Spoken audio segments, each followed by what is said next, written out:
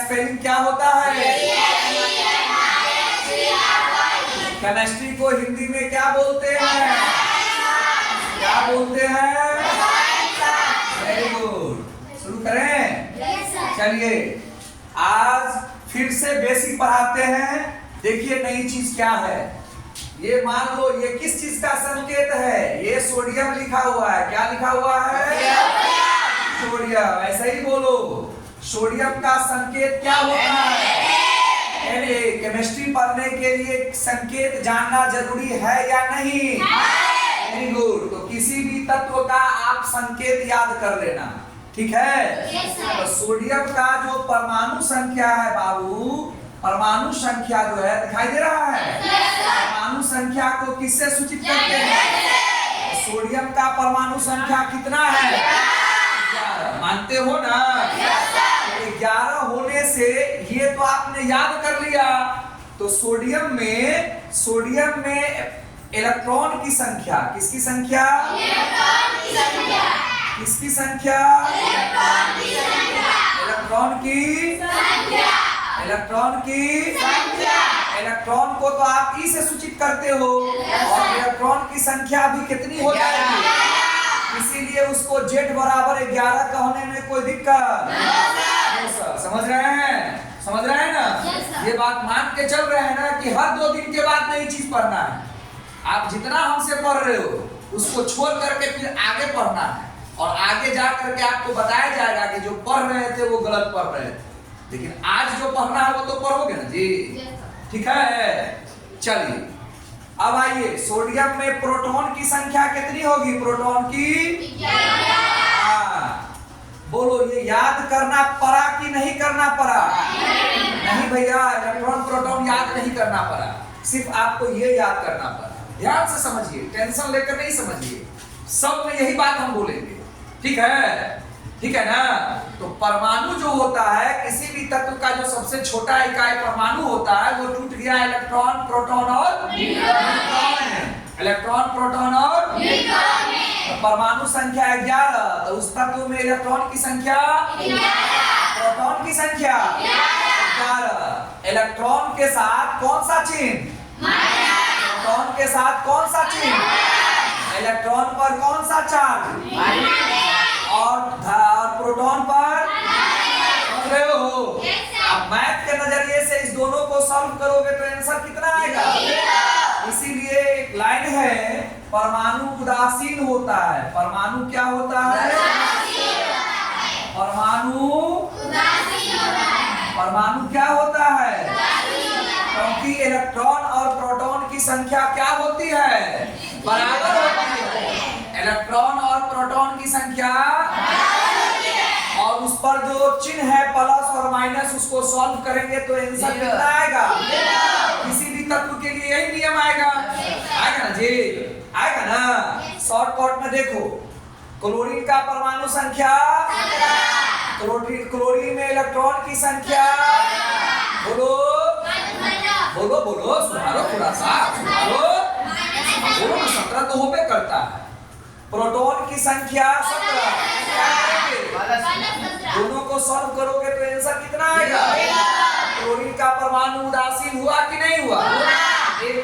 एक आपका ऑब्जेक्टिव निकल कर आया कि परमाणु क्या होता है? उदासीन होता है। इलेक्ट्रॉन पर कौन सा चार्ज? प्रोटॉन पर कौन सा चार्ज? इतनी बात समझ में आई? चलिए न्यूट्रॉन के बारे में भी लिख देता हूं। न्यूट्रॉन क्या होता है? अनावेशित होता है। इस पर कोई चार्ज नहीं होता है, अनावेशित होता है, ठीक है? इस पर कोई चार्ज नहीं, इस पर कोई चार्ज नहीं होता। इतनी बात आपको समझ में आ गई? तो वैज्ञानिकों ने सोचा कि, सुनिएगा ध्यान से, कि परमाणु में अगर इलेक्ट्रॉन, प्रोटॉन, न्यूट्रॉन होता है तो आखिर ये होता कहाँ है? हमारे शरीर में आंख, नाक, कान होता है, तो आखिर होता कहां पर है? ये तो समझना है ना जी? इसी तरह से परमाणु में इलेक्ट्रॉन, प्रोटॉन और न्यूट्रॉन कहां होता है, ठीक है? इसके लिए अलग अलग वैज्ञानिक आए, उन्होंने अलग अलग तरीकों से आपको समझाया। जो छूट गया मैं उसको छोड़ रहा हूं, जहां पर आपको आज पढ़ना है वहां पर पहुंचाता हूं। कोई दिक्कत? उन्होंने कहा कि परमाणु के केंद्र को सूरज आपका केंद्र है ना, सूरज आपका केंद्र है और केंद्र के चारों ओर ग्रह चक्कर लगाता है, तो परमाणु का ये केंद्र है। क्या है बाबू? केंद्र है। परमाणु का ये क्या है बाबू? केंद्र को उन्होंने क्या नाम दिया? बाबू? नाभिक नाम दिया। क्या नाम दिया? नाभिक। कोई दिक्कत? नाभिक नाम दिया। तो केंद्र में क्या पाया जाता है? प्रोटॉन और न्यूट्रॉन। केंद्र में क्या पाया जाता है? किस रूप में रहता है? और दोनों प्रोटॉन और न्यूट्रॉन। तो न्यूट्रॉन तो आप याद ना किए हो, लेकिन प्रोटॉन तो आपको अपने आप याद हो गया है। तो प्रोटॉन और न्यूट्रॉन को जोड़ दिया जाए तो कुछ ना कुछ तो आएगा ना। तो जो आएगा वही आपका द्रव्यमान संख्या कहलाएगा। ठीक है। तो द्रव्यमान निकालने के लिए, उसका वजन निकालने के लिए नाभिक में कौन कौन है? प्रोटॉन और न्यूट्रॉन। तो प्रोटॉन और न्यूट्रॉन को जोड़ दीजिएगा तो क्या निकल जाएगा? आपका बुक आपको न्यूट्रॉन की संख्या याद करवा रहा है कि द्रव्यमान संख्या याद करवा रहा है? द्रव्यमान संख्या याद कर लीजिए तो न्यूट्रॉन निकालना सिखा देंगे। अब वो अगर न्यूट्रॉन याद करवा देता तो हम आपको द्रव्यमान संख्या निकालना सिखा देते। अब समझ में आ गया? तो न्यूट्रॉन की संख्या आपको याद करना सिखाया है आपके बुक में कि द्रव्यमान संख्या। कितनी बात समझ में आ गई? सोनू बाबू कपड़ा तैयार रखिए, नहीं मजा आता है, डेली का यही बात। अच्छा से बोल रहे थे, बोलो भाई 10 मिनट थक गए, बोलो जोर से। Yes sir. आंख बंद करके बोलो यस सर। क्या जवान से क्या जवान से शुरू करें? जोर से। एक बार आंख बंद करके बोलो जोर से। बोलो जोर से।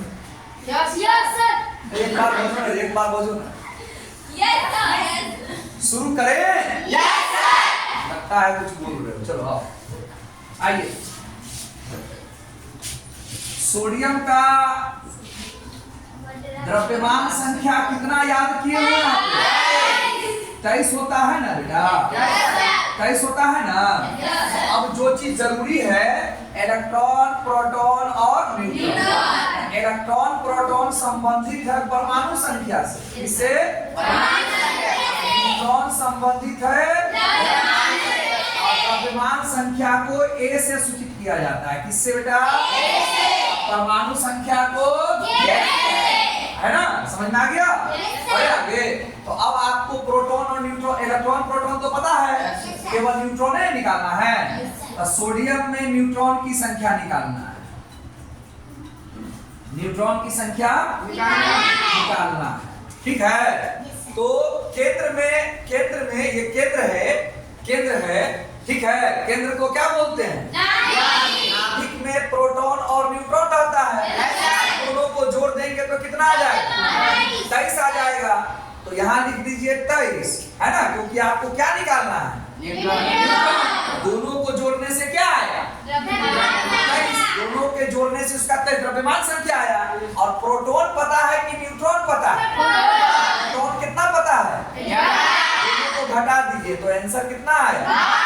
न्यूट्रॉन की संख्या कितनी होगी? न्यूट्रॉन को किससे सूचित करते हैं?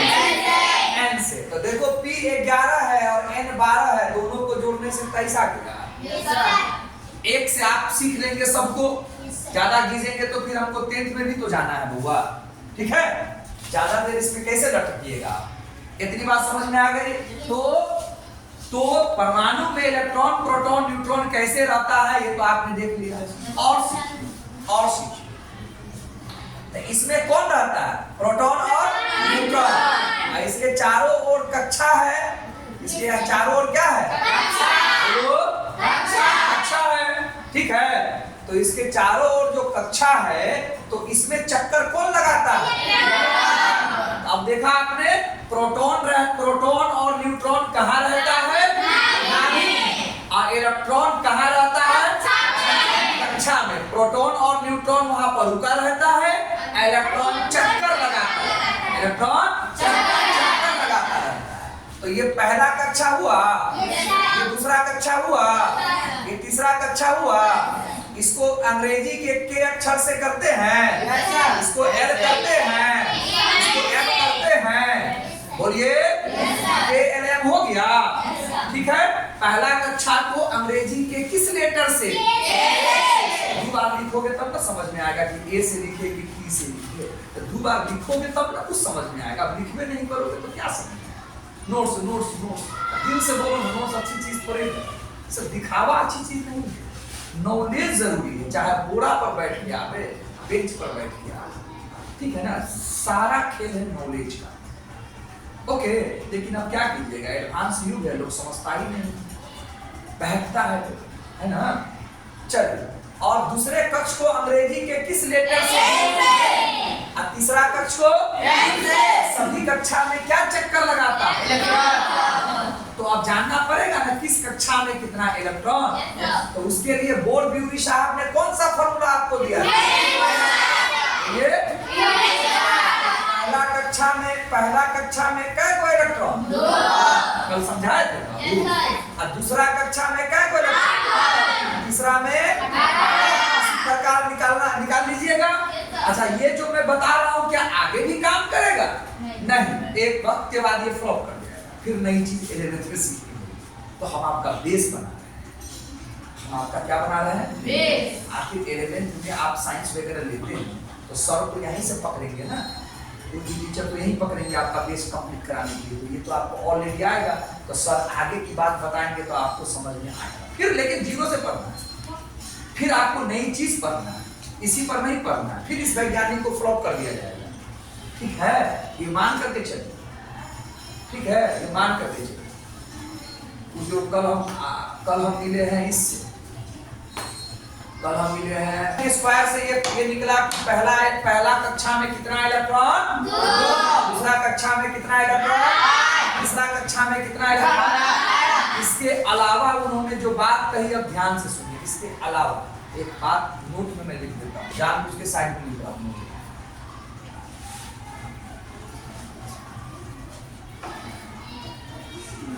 अंतिम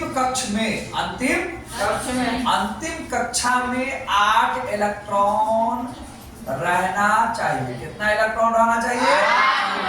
फॉर्मूला के अनुसार तो यहाँ 18 है, लेकिन वो अगर अंतिम बन जाए तो कितना होना चाहिए? 8। हाइड्रोजन हीलियम वगैरह सबको छोड़ करके, शुरुआत को छोड़ करके, हाइड्रोजन हीलियम इन लोगों को छोड़ करके अंतिम कक्ष में कितना इलेक्ट्रॉन होना चाहिए? ये जोर से तो मैं दिखलाता हूँ, मैं दिखलाता हूँ, घबराते का मैं दिखलाता हूँ। ठीक है, तो ये जो आप में है ये आपका इलेक्ट्रॉनिक विन्यास है। ये क्या आपका? अब तो लगता है कि दिखाई नहीं देता होगा, बड़े ऊपर दिक्कत है तो बोलिए, चूंकि टॉपिक है और मैं तो है नहीं, उतार लीजिएगा।